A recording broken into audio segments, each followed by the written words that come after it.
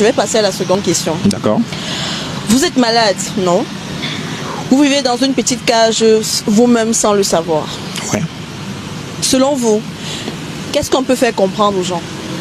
D'accord. Quand je dis que en réalité, les gens ne sont pas malades, Ouais. ils vivent dans une cage. Ça veut dire qu'ils vivent dans une sorte de bulle.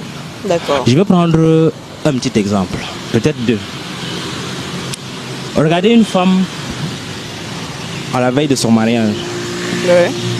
On dit, je crois que c'est un proverbe, on dit souvent qu'une femme ne tombe pas malade en lune de miel. Non, non, on ne peut pas. On ne peut pas tomber malade. Qu'est-ce qui peut expliquer ça? Ça veut dire qu'en lune de miel, une femme ne tombe pas malade.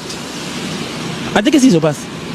C'est parce qu'en lune de miel, elle vit un moment d'extase. L'extase, inoubliable. Un moment extrêmement agréable. D'accord. Une certaine plénitude qui fait en réalité que elle est dans une sorte de bulle qui la protège contre une quelconque maladie. Les gens ne savent pas, c'est qu'en réalité, être malade, c'est que quand quelque chose ne va pas bien dans votre corps, parce que le contraire de la maladie, c'est la santé. Vous êtes en santé parce que tout va bien dans votre corps. Vous êtes malade à l'opposé parce qu'il y a au moins une chose qui ne va pas bien. Ça veut dire que celle qui, en réalité, ne fait pas de maladie quand elle est en lune de miel, c'est tout simplement parce qu'elle vit dans un environnement qui n'est pas propice pour que la maladie puisse s'exprimer. Tout à fait. C'est pour ça qu'en réalité, c'est cette bulle-là qui la protège. Prenons notre exemple. C'est vrai que de nos jours, c'est de plus en plus rare de voir des couples qui connaissent l'acte après avoir s'être mariés. Mais ce n'est pas pour dire que ça n'existe pas. Prenons le cas par exemple d'un couple qui ont par exemple fait 2 ans de fiançailles. D'accord.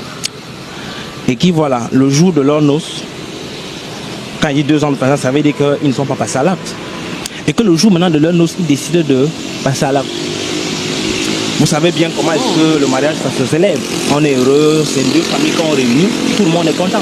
Oui, bien sûr. Je l'ai dit, en lune de miel, on ne fait pas la maladie. La femme ne fait pas la maladie particulièrement. L'homme pareil. L'homme pareil, voilà.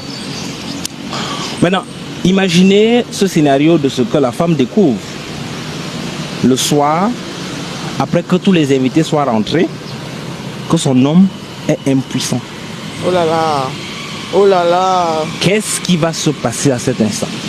Parce que jusqu'au matin de la célébration de la noce, la femme était la plus heureuse au monde.